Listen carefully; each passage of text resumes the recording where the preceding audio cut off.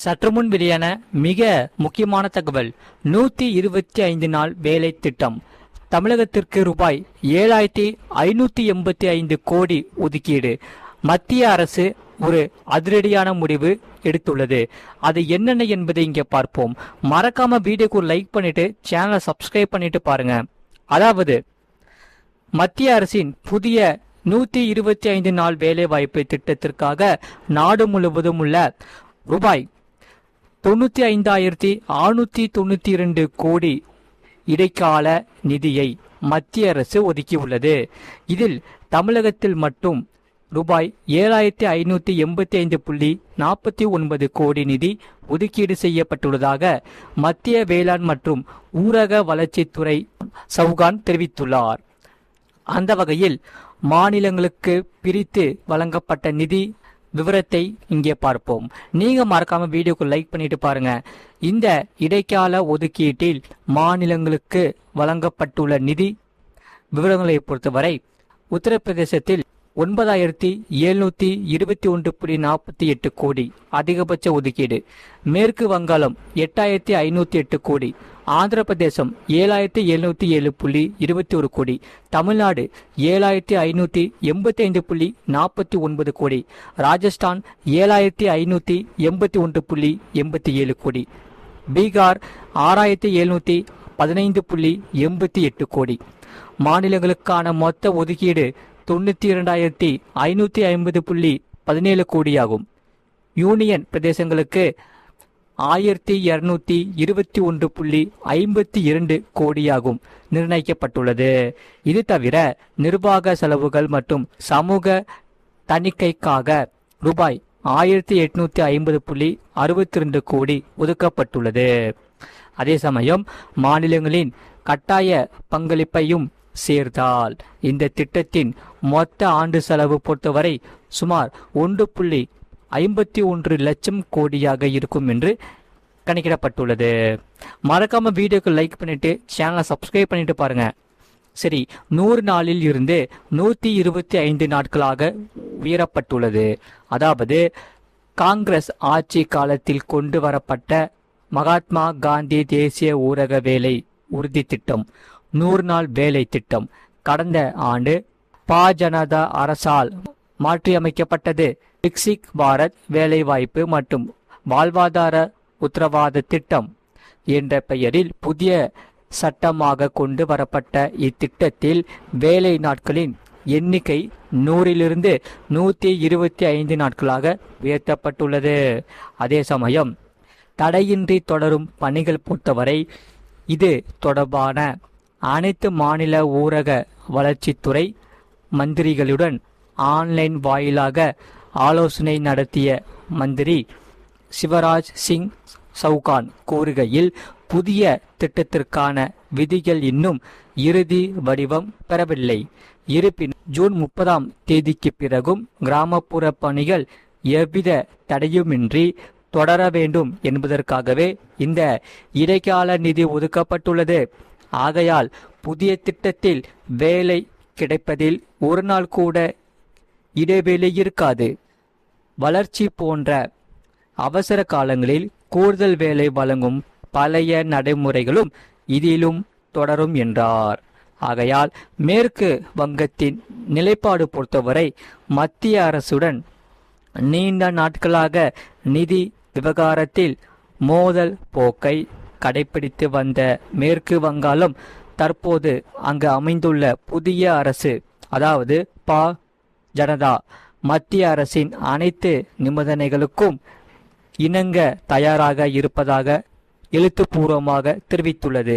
இதன் காரணமாகவே அந்த மாநிலத்திற்கும் நிதி விடுவிக்கப்பட்டுள்ளது குறிப்பிடத்தக்கது.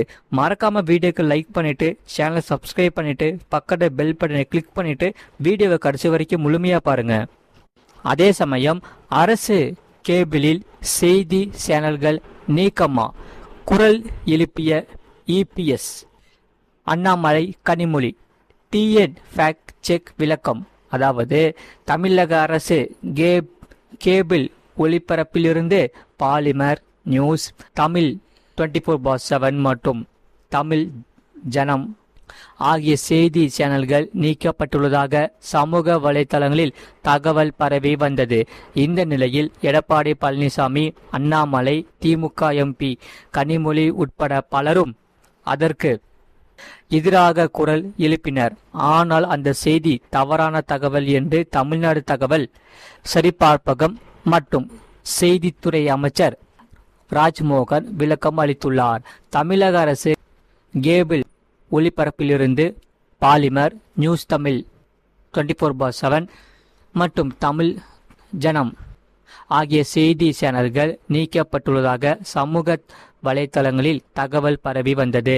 இந்த நிலையில் எடப்பாடி பழனிசாமி, அண்ணாமலை, திமுக எம்பி கனிமொழி உட்பட பல அரசியல் தலைவர்கள் அதற்கு எதிராக குரல் எழுப்பினர். ஆனால் அந்த செய்தி தவறான தகவல் என்று தமிழ்நாடு தகவல் சரிபார்ப்பம் மற்றும் செய்தித்துறை அறிவுறுத்தியுள்ளது. இது தொடர்பாக அண்ணாமலை தனது எக்ஸ் தளத்தில் தமிழக அரசு கேபிள் ஒளிபரப்பில் இருந்து மூன்று செய்தி சேனல்கள் நீக்கப்பட்டு உள்ளதாக தெரிகிறது. அரசு கேபிள் நிறுவனம் செட்டாப் பாக்ஸ் நிறுவனத்திற்கு வைத்திருக்கும் நிலுவைத் தொகை காரணமாக ஒளிபரப்பு நிறுத்தப்பட்டுள்ளதாக காரணம் கூறப்படுகிறது.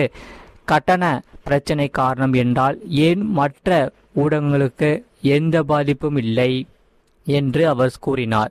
குறிப்பாக இந்த மூன்று ஊடகங்களும் மின் வெட்டாலும் தாவேக அரசின் நிர்வாக திறனின் மையாலும் பொதுமக்கள் எதிர்கொள்ளும் பிரச்சனைகளை குறித்த செய்திகளை தொடர்ந்து வெளியிட்டு வருவதால் தாவேக அரசு இந்த ஊடகங்களை பழிவாங்கும் விதமாக நடந்து கொள்வதாகவே தெரிகிறது என்று கூறினார். ஜனநாயகத்தின் செய்திகளை தடை செய்வது தீர்வல்ல, இது மிகவும் தவறான போக்கு.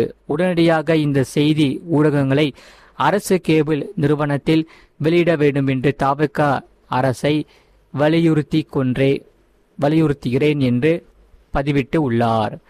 தாவேக அரசு அளிக்க விரும்பும் மாற்றமா என்று திமுக எம்பி கனிமொழி தனது எக்ஸ் தளத்தில் தமிழ்நாடு அரசு கேபிள் ஒளிபரப்பிலிருந்து 3 செய்தி சேனல்கள் நீக்கப்பட்டிருப்பது பத்திரிகை சுதந்திரத்தை பறிப்பது மட்டுமின்றி ஜனநாயகத்திற்கும் எதிரானவை என்று அவர் கூறியிருந்தார். அரசின் நிர்வாக திறமையின்மையை வெளிச்சமிட்டு காட்டும் ஊடகங்களை முடக்குவதும் மாற்று கருத்துக்களை எதிர்கொள்ள முடியாமல் அது முன்வைக்கப்படும் தளங்களையே இருட்டடிப்பதும் தான் தாவேக அரசு அளிக்க விரும்பும் மாற்றமா?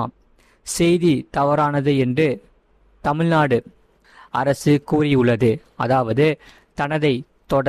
அதனைத் தொடர்ந்து தமிழ்நாடு தகவல் சரிபார்ப்பகம் அந்த செய்தி தவறானது, போலியான செய்திகளை பரப்ப வேண்டாம் என்று விளக்கம் அளித்து உள்ளது.